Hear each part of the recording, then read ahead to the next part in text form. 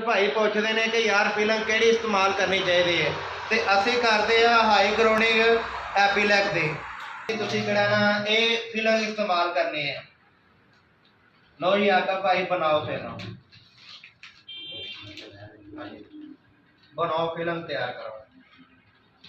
एपीलैक की फिल्म बड़ी जबरदस्त है, आला क्वालिटी की फिल्म है। एक दफा कर दो तो बस जान छुड़ा लो।